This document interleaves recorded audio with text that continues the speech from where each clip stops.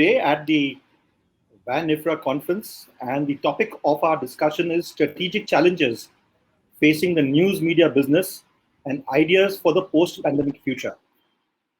A topic as major as this, it was only appropriate that we have one of the few thinkers that we have in the news media business, which is Dr. Bhaskar Das. Delighted to have with us, Dr. Das. Thank you very much. Dr. Das, for those of you who do not know him, has over 4 decades of experience in the news media business. He is currently executive president of the Dr.Bhaskar Group, and is also involved with other media companies, and has a fairly good amount of time, spends a fairly good amount of time in academics.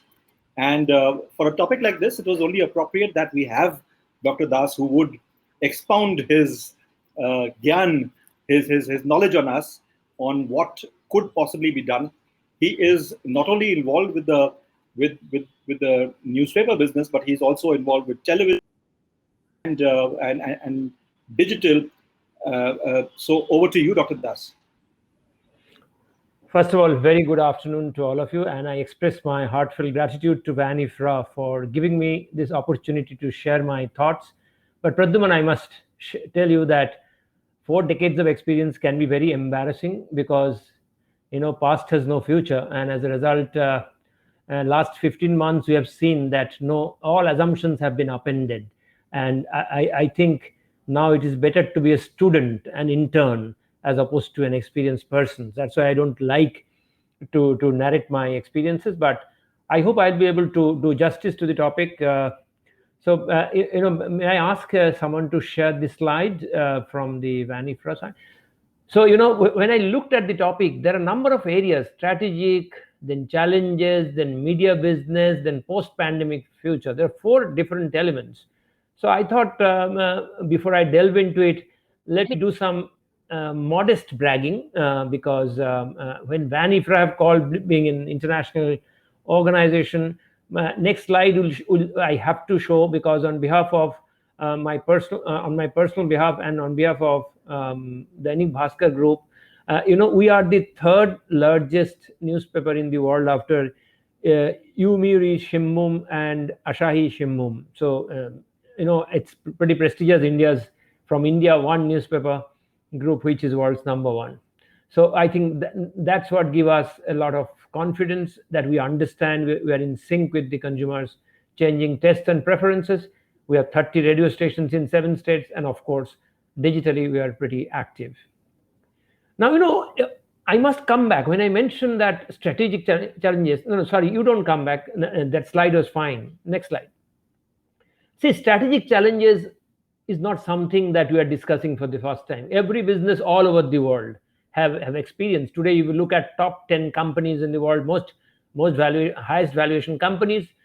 8 of them are tech companies. You'll be surprised that old companies have gone away because of the fact that there are an operating environment challenges. It happens regularly. So one of the reasons is that every strategy has an expiry date, because of technological change, because of consumer behavior change, because of regulatory changes, and of course there are circumstances like COVID. News media, incidentally, I've been in the industry for the last 4 decades, as Pradyuman has mentioned. We have seen a lot of them, competition coming from magazines. Then you have terrestrial television. Then you have cable and satellite television, radio, digital, mobile. We have seen it all. What has happened is that atomized consumers' options for getting news, information, entertainment. Next. So we have now. What are the key challenges that we have faced? One is, of course, fragmentation of attention, because fragmentation of medium, and consumer immersion got absolutely splintered. But we have combated them. We have been combating it for quite some time. It has happened because of the nimbleness, because of the agility of the various newspaper organizations, their power of resilience and innovation on the go. There is no time, because you have to do some business process continuity, so you cannot get out of it. Now, this time COVID has raised challenges of a different magnitude. It started with such some gossip like, newspaper is a carrier of COVID, which being a practitioner, I always feel it's absurd. So people habits have changes, a lot of stories are being communicated like that. So, but the important part here is it's not a temporary economic meltdown. Last one, if I remember, is 2007-8, when it has happened that some economic meltdown happened because of Lehman Brothers closing down. But if you look at it, this time it is not about economic only, it's sociological, it's a social problem, it's a medical, psychological. Most importantly, it is about life and livelihood together. At least in my lifetime, I have not seen any such thing, and perhaps last 100 years we have seen anything like that, like this. So that is what creates a different magnitude of challenge. Yeah, next slide. Now, before we look into that, what are these challenges? I must reiterate a little bit on some of the metamorphoses that our operating system or ecosystem have been experiencing, whether it is in terms of consumption behavior, whether it is intercategory migration of attention and intercategory migration of cash, which have been creating challenges even before COVID first wave came. Yeah, next one. So now, keeping this theme in mind, I'll tell you what are the focus areas for future, but the challenges that we have been experiencing that also need some reiteration. Yeah, next slide. So if you look at it, there are so many naysayers about print medium. Print is gone, print is dying, print is... The problem with this kind of soothsayers is that they're very generic, they don't de-average, they forget that it's India, we have 100 countries within one country, they're influenced by developed world experience, and in Indian context is highly metro-centric. If metro is declining, all of you must be knowing it, that in the tier 2, tier 3 towns, the lockdown, the COVID, everything has taken different kind of... In fact, every city have a different kind of experience and different kind of lockdown impact. So that is one very important part you must remember. At some stage, you will come back maybe during the Q&A session. Second thing, when people talk about Indian newspaper, when I mentioned that de-averaging is not done, if you look at it, though there are on paper, as per register of Indian newspapers, there are close to 1 lakh titles being registered. But look at, ultimately, it's a story of 30 newspapers group who controls 70% of the turnover and 80% of the profit. I can tell you, even the PAT of some the newspaper companies will be more than the turnover of other medium that one in our ecosystem. So newspaper group, to my mind, is actually these 30 newspaper groups. Next. And even in this 30 newspaper groups, you have to now divide by language. So what is happening to Hindi, Malayalam, or Kannadiga or Telugu is not what is happening to English, for instance. So that de-averaging we need to do. We shall come back to that later. So in spite of the explosion of media options in terms of television, internet, digital, whatever you call it, print is still doing fair. However, having said that, it has also been affected by pandemic. But which sector is insulated from this? Until unless you talk about Byju's, the online education perhaps, so or your e-commerce, that's what they're doing. Now, point is, every business has been affected in some way or the other with different magnitudes. But that actually has become proved to be great because of the fact that in the second wave, though the mortality rate and the severity is much more, the pessimism has not been so widespread because of the fact during the first wave, when the corporate India was taken off guard, they have already learned how to adjust.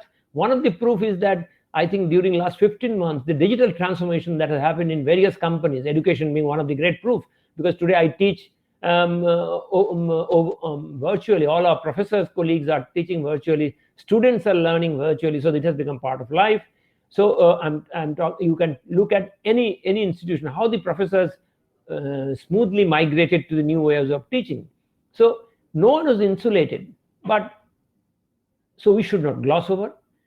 So already newspaper companies, as per their tradition, that they are always being resilient to rise to the occasion, to see that this is another strategic challenge. So it's no big deal. So respond to it. So I shall divide my suggestions for news media in 4 parts. Next slide.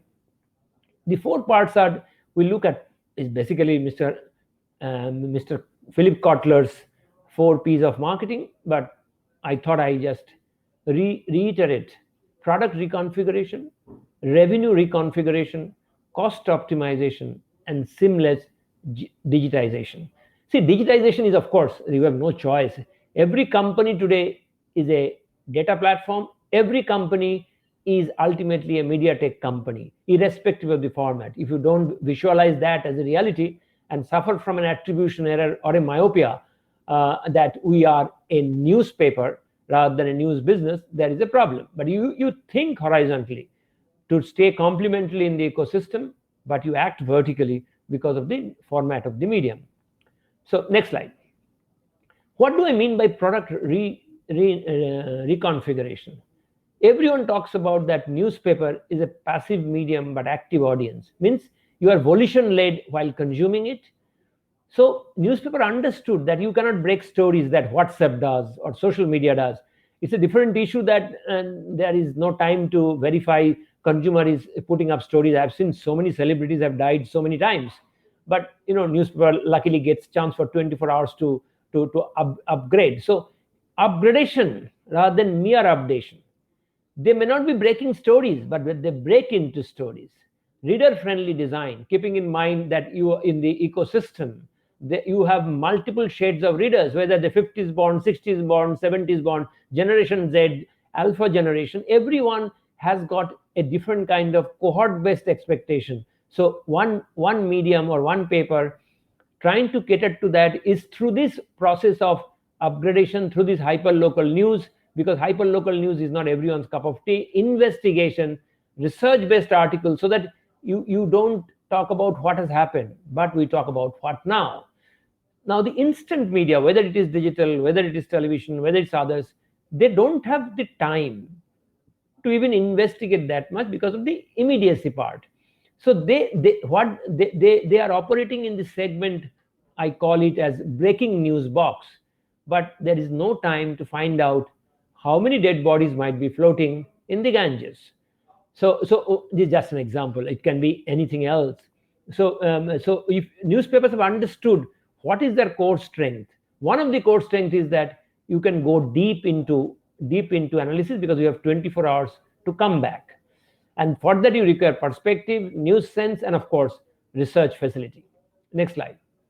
So you have to continuously reinforce this.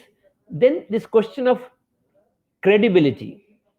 The question of credibility is everyone says newspaper is very credible. But the question is that you have to showcase that rather than claiming, because the best in class fact checking, depth of analysis, uniqueness of news representation, branding of journalists, and increased readers' engagement with them, even outside the printed paper through one's digital route. Point of view beyond reporting. So you are creating a analyzed point of view to empower our readers to make a meaning out of the cacophony of noise which is masquerading as news. So there is suppose 400, you look at news, like newspapers, news channels, websites, WhatsApp, social media, there are so much of cacophony is going on, but newspaper creates that pause and depth of analysis, so that creates that they get time to even confirm and verify news. Then there is community-based coverage, keeping in mind readers and advertisers' interests and priorities. So there are newspapers today for women, for children, for business community. So these communities are catered to also, and then I think this needs to be expanded, if not reduced, more and more. Next slide. And now, Coming to, there are two sources of revenue. Advertising is one part, circulation is one part. So when you talk about revenue configuration, you cannot forget the subscription side, the reader side, and of course the advertiser side. So let's talk about circulation. Now obviously, Indian cover price of newspapers, it doesn't cover even the direct variable cost. So maybe it's time to evaluate where the advertising spends are higher. You penetrate there more, and perhaps cover price increase can be considered for markets where readership is there, but not necessarily the P1, P2, P3, or the priority markets for the advertisers. So one has to evaluate really and balance it appropriately, because Indian readers at least have shown that until and unless content is exceptionally highbrow or maybe major utility, no one is going to pay for content, because of the fact that there is free content available all over the social media. It is important also to identify micro markets. As I mentioned, that India has 100 markets. Every 150 kilometers, there is a new market, new language. So if you look at micro markets, geography, I'm talking about micro markets means both geography and psychographic, which is consumer segment wise, which are under penetrated and they need to be served as well as bundled with D2C aggregators like e-commerce. Now this is something new I'm recommending, and this is what something being evaluated by some of the newspaper companies, that you become connect with e-commerce platform, DTH and OTT platform, because today they are also media companies. Yeah, next. Ad sales. So I have a feeling that newspapers have been selling first page, then audience. So it is not about that today, because newspaper has a hyper local connect and hyper local knowledge, that instead of selling space, one has to try to achieve market ownership. That because India is essentially one or two newspaper markets. So if they create comprehensive solution, whether you have radio, whether you have digital, and invest in creating communications customized to the local market, because most of the cases ads are translated or transliterated. So it's very important that we create that the newspaper companies need to look at it comprehensively, keeping in mind the advertisers' interest in mind. And advertisers' interest is essentially about their primary customer, who should happen to be our reader. Finally, is the importance of data cannot be overemphasized. Today, actually, from internet, everyone, from Google, everyone have heard that people do programmatic buying. Data is important. Data is the new oil. I think data is not just the new oil. From data, you have to get the insights. So ultimately, advertisers consider every media format as a data platform. So if you have to be in the consideration set, data is unavoidable, and real-time data, and not like data I'm talking about Google or Facebook that they generate. So it is imperative to not only communicate reach, but also the profile of the target audience. The quality and quantity of immersion, the reading and noting study by page and by subject needs to be done. Next. Cost optimization, I'll not go deep into it. This much I feel there is enough scope today. These 30 companies I talked about, if they collaborate, for instance, at the front end, you compete for branding, for marketing, for content. But at the back end, always one should explore possibilities of collaboration, whether it is for cost optimization and instead of wasting resources. So I think that can help the help the business. It's actually true whether it is Amazon, Google, or in the digital space today, and even in telecom, there are continuous collaborations that are happening, which can ultimately improve the sectoral attractiveness. I think that's what print media needs to do. Next. Seamless digitization is that there has to be a common news engine, whether it is digital or it's print, because that news generation, it helps in real-timeness of news generation, and most importantly evaluating that who are reading and how much their immersion is happening. But obviously there will be different product for print and digital, but where they can join together is that what is trending, what is ultimately catching the attention of different generations, and try to reflect that in the newspaper. See, and community building today is the main thing. Today, ultimately, market consists of consumer, and consumer converse, and conversation create community, and community create commerce. So multi-community brand extension is very critical.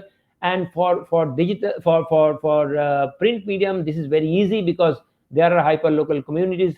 aimed towards women, young teenagers or children, or also even for societal based stuff. So multi-community brand extension is very easy to do, but only thing, one has to invest in content. You have to brand the journalists who are working on it so that people can converse. And seamless audio, video, mobile experience. This is today, it is a screen agnostic marketplace. So it is not enough to have printed version, but you need to have audio, video, and mobile experience seamlessly done across formats of delivery. Next slide. So finally, I'm saying that this crisis is not going to go away. I'm not being pessimistic, but it is inevitable. So good strategy can create competitive advantage over time, but the uncertainty of the future makes it so complex that you have to be continuously exploring effective courses of action. Can you imagine what has happened to the hospitality industry, what has happened to the airlines business? Anything that is human proximity, because we have to maintain social distance, has been affected. Even Uber or Ola, and why it has been affected? They are digital, but at the time of propitiation, you look at a consumer experience, it has to be proximity, and that's what is actually challenging all business models. So you have to continuously explore new business models. As a leader, the challenge is how one can prepare for an unpredictable future while managing critical demands of the present. So you have to, especially for legacy business, you have to run the business. So you cannot just throw the business. So you have to manage that. That balancing is very critical. An important element of the planning for unpredictable future is, of course, scenario planning. You have to think of multiple futures which may or may not happen, so that you don't get caught napping as it happened in March 2020. So yeah, next slide. So I think, Pradyuman, I'm through. You can start the question. You have still 10 minutes to go, I think. Thank you, Dr. Das, for a fantastic presentation. We have quite a few questions which have come in. I'm going to come up with the first one by our friend Magdoom. He says, good point about the showcasing rather than claiming. Could you please share some of the recent initiatives from DB Corp in this context? See, DB Corp, and perhaps a lot of other newspapers, DB Corp, I know that they have been continuously, because of their more than 3,000 plus journalists, they go deep into, and they have got close to 65 editions. So they go to every market. Recently, they have done this whole controversy about data points for people who has expired or left their heavenly body. So our journalists went to all the places where there is so much of pandemic and cross-checks multiple sources, and found out that with courage they continued. They took risk in terms of their health to find out that how many people are actually died, and the figures are dramatically different from public domain figures or done by the authorities. So the point is about courage. Point is about that even if it is you earn displeasure, you have to go on doing it, because you have a duty to your readers to showcase that. So pandemic time reporting itself has become a challenge, but every journalist who are on the field have taken that risk, and Dainik Bhaskar has got tremendous accolades, including the reporting was evaluated by our readers and valued by our readers so much that New York Times has invited our editor to write with a byline this fearless journalism and authentic journalism made by Dainik Bhaskar Group. So is fearless journalism also good in terms of revenues? How are you back to pre-COVID times in terms of revenues at the Dainik Bhaskar Group?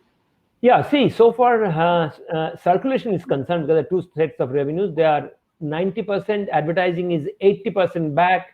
And if you look at the pre-COVID level, so that's what I'm trying to say, because sectors has been affected. Our business is derived business, and so in the derived business, you can't help, when the advertisers get affected, the sector get affected. Obviously, advertising is the first thing that is cut. But still, because of our regional editions and at the tier 2, tier 3 markets, the lockdown effects are very different, and the markets are now, even after second wave, are opening up. So education, real estate, and of course retail business, they have all started opening up, and they are all here and now in terms of response.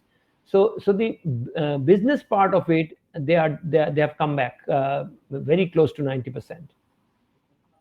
And very close to 90% of pre-COVID times. Yes.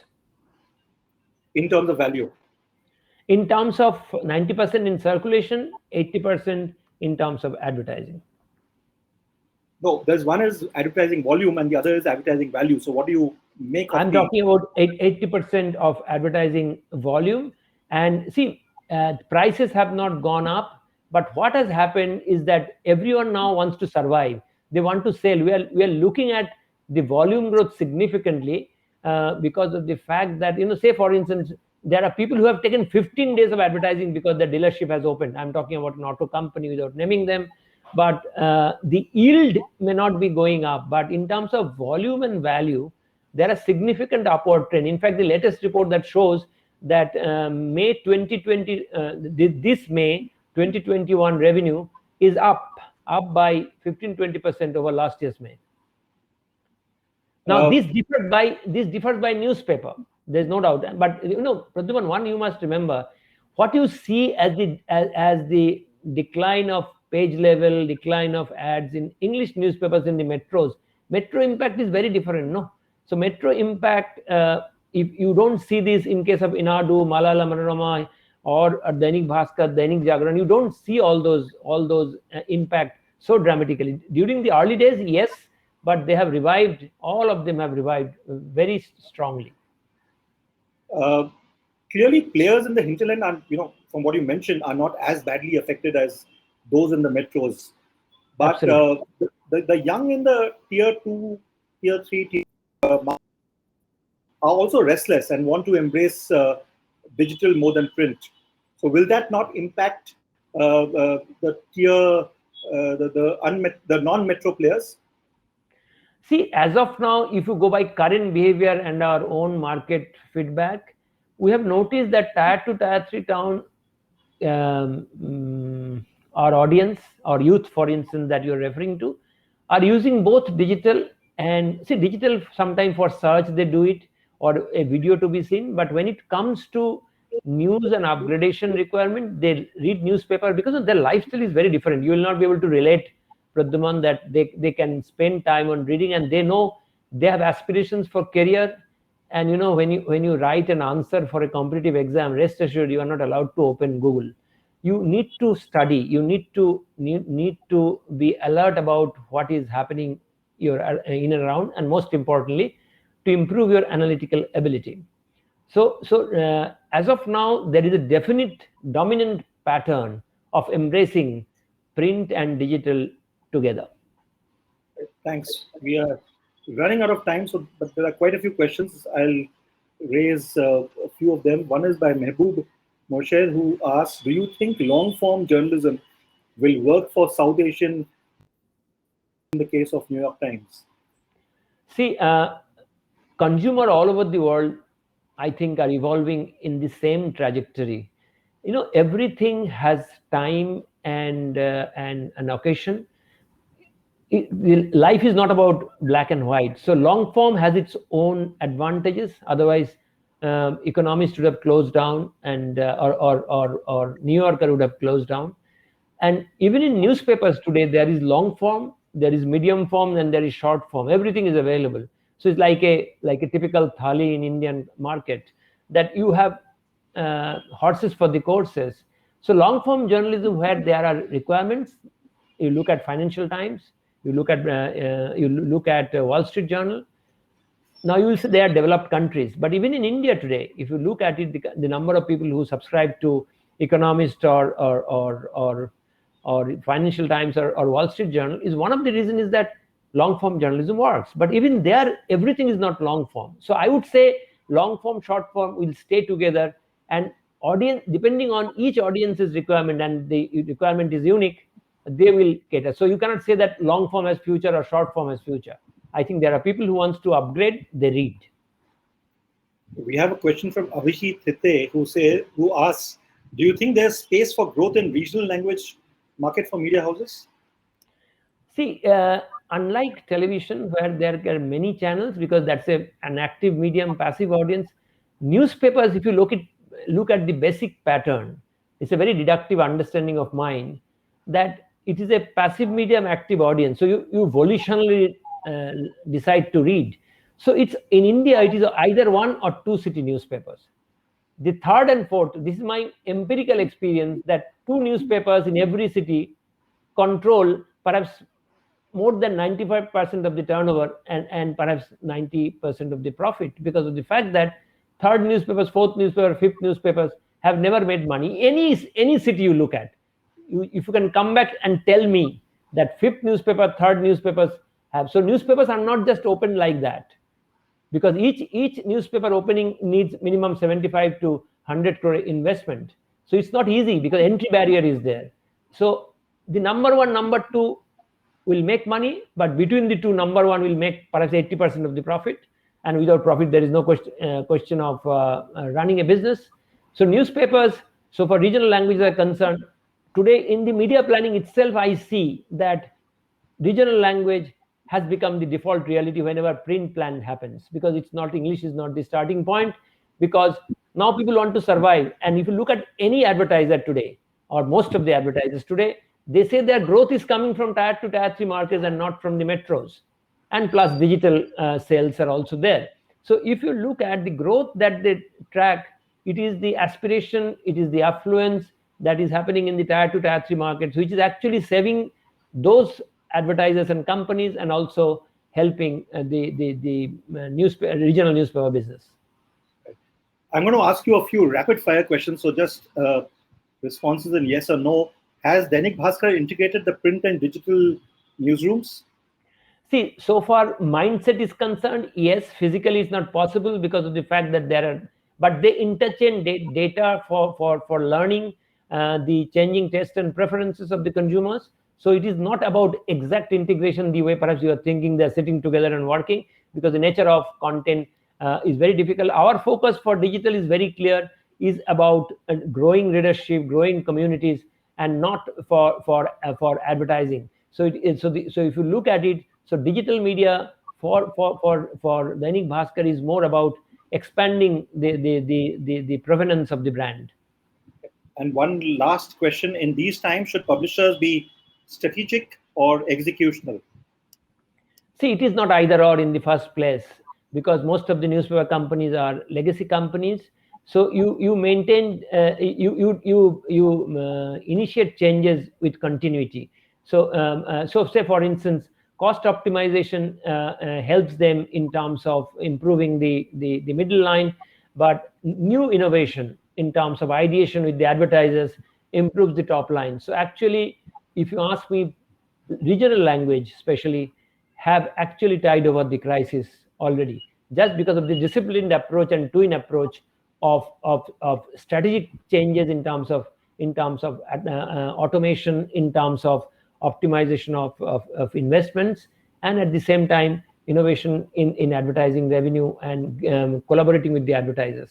So it is both strategic and tactical. Thank you very much, Dr. Das, for spending the time here with this WAN-IFRA conference. Clearly, for a question like strategic challenges facing the news media business and ideas for a post-pandemic future, there was no better person than Dr. Bhaskar Das, who has had years of experience as a practitioner and also as an academic now. So the vision that he shared is perhaps something that some of it were no-brainers, but some of it was very interesting, and it's only it will of course remain to be seen whether it is effectively implemented by our publishers. Thank you very much once again, Dr. Das, for your presentation and for speaking with us. Thank you, Pradyuman. Thank you, WAN-IFRA, for giving me this opportunity, and the audience. I'm grateful for your patience and be a great listener and participating in the conversation. Look forward to interacting with you in future too. Thank you. Thank you.